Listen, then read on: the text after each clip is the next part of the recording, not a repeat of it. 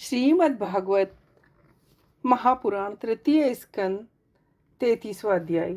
देवहूति को तत्व ज्ञान एवं मोक्ष की प्राप्ति। मैत्रेय जी कहते हैं, विदुर जी, श्री कपिल भगवान के ये वचन सुनकर कर्दम जी की प्रिय पत्नी माता देवहूति के मोह का पर्दा फट गया। वे तत्व प्रतिपादक ज्ञान की आधार भूमि भगवान श्री कपिल जी को प्रणाम करके उनकी स्तुति करने लगी। देवहूति ने कहा, कपिल जी, ब्रह्मा जी आपके ही नाभि कमल से प्रकट हुए। उन्होंने प्रलयकालीन जल में शयन करने वाले आपके पंच रूप इंद्रिय शब्द आदि विषय और मनोमय विग्रह का जो सत्वादि गुणों के प्रवाह से युक्त सत्स्वरूप और कार्य एवं कारण दोनों का बीज ध्यान ही किया था। आप निष्क्रिय सत्य संकल्प संपूर्ण जीवों के प्रभु, अपनी शक्ति को गुण प्रवाह रूप से ब्रह्मादि अनंत मूर्तियों में विभक्त करके उनके द्वारा आप स्वयं ही विश्व की रचना आदि करते हैं। नाथ, ये कैसी विचित्र बात है, जिनके उदर में प्रलय काल आने पर सारा प्रपंच लीन हो जाता है और जो कल्पांत में मायामय बालक का रूप धारण कर अपने चरण का अंगूठा चूसते हुए अकेले ही वट वृक्ष के पत्ते पर शयन करते हैं, उन्हीं आपको मैंने गर्भ में धारण किया।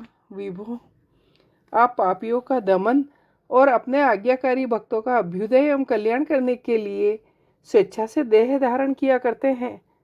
अतः जिस प्रकार आपके वराह आदि अवतार हुए, उसी प्रकार यह कपिल अवतार भी ज्ञान मार्ग दिखाने के लिए हुआ है।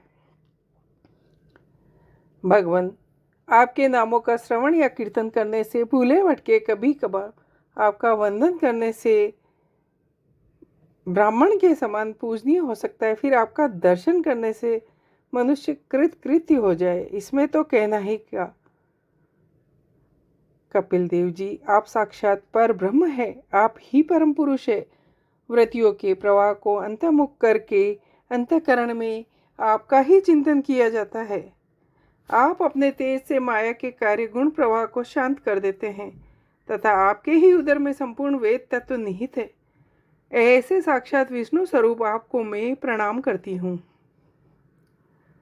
मैत्रेय जी कहते हैं, माता के इस प्रकार स्तुति करने पर मातृवत्सल परम पुरुष भगवान कपिल देव जी ने उनसे गंभीर वाणी में कहा, माता जी, मैंने तुम्हें यह सुगम मार्ग बताया, इसका अवलंबन करने से तुम शीघ्र ही परम पद को प्राप्त कर लोगी। तुम मेरे इस मत में विश्वास करो।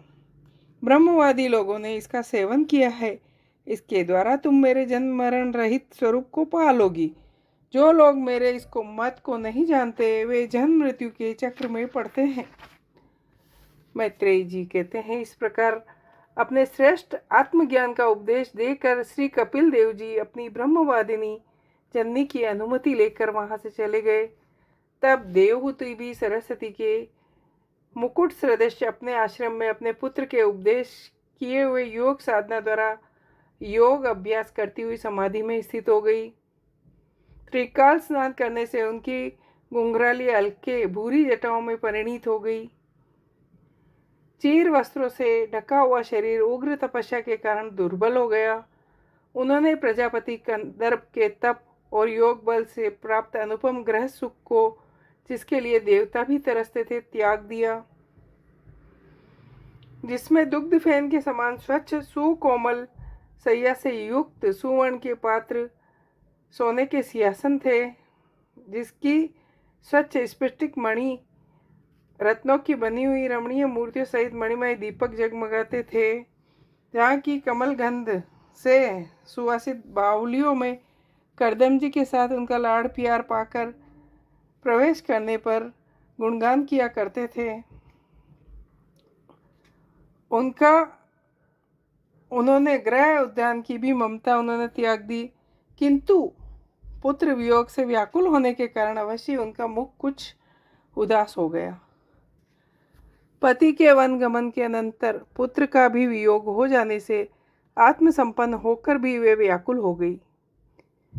वत्स विदुर, अपने पुत्र कपिल देव रूप भगवान हरि का ही चिंतन करते हुए वे कुछ दिनों में ऐश्वर्य संपन्न घर से भी उपरत हो गई। फिर वे कपिल देव जी ने भगवान के जिस ध्यान करने योग्य स्वरूप का वर्णन किया, उसका एक एक अवयव का तथा उस समग्र रूप का चिंतन करती हुई ध्यान में तत्पर हो गई। भगवत भक्ति के प्रवाह, प्रबल वैराग्य और यथोचित कर्मानुष्ठान से उत्पन्न हुए ब्रह्म साक्षात्कार कराने वाले ज्ञान द्वारा चित्त शुद्ध हो जाने पर वे उस सर्वव्यापक आत्मा के ध्यान में मग्न हो गई, जो अपने स्वरूप के प्रकाश से माया जनित आवरण को दूर कर देता है। इस प्रकार जीव के परब्रह्म में श्री भगवान में ही बुद्धि की स्थिति हो जाने से उनका जीव भाव निवृत्त हो गया और वे समस्त क्लेशों से मुक्त होकर परमानंद में निमग्न हो गई। अब निरंतर समाधिस्थ रहने के कारण उनकी विषयों के सत्य तत्व की भ्रांति मिट गई और उन्हें अपने शरीर की भी सुधि नहीं रही, जैसे जागे हुए पुरुष को अपने स्वप्न में देखे हुए शरीर की नहीं रहती है। उनके शरीर का पोषण भी दूसरों के द्वारा ही होता था, किंतु किसी प्रकार का मानसिक क्लेश न होने के कारण वह दुर्बल नहीं हुआ। विदुर जी, इस प्रकार देवहूति ने कपिल देव जी के बताए मार्ग द्वारा थोड़े ही समय में नित्य मुक्त परमात्मा स्वरूप श्री भगवान को प्राप्त कर लिया। वीरवर, जिस स्थान पर उन्हें सिद्धि प्राप्त हुई वह पवित्र क्षेत्र त्रिलोकी में सिद्ध पद नाम से विख्यात हुआ। साधु स्वभाव विदुर जी, योग साधन के द्वारा उनके शरीर के सारे दैहिक मल दूर हो गए।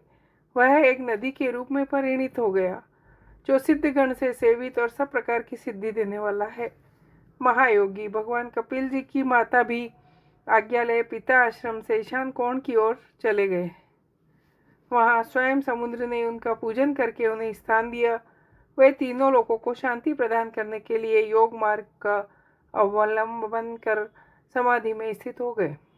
सिद्ध चारण गंधर्व मुनि उनकी स्तुति करते हैं।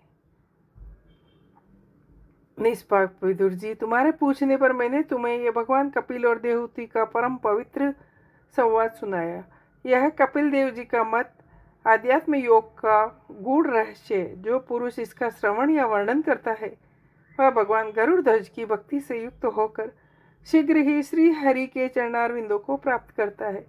इति श्रीमद्भागवत महापुराण वैयासिक्यामष्टादशास्त्र 33वां अध्याय परमहंसाई सहित तृतीय स्कंद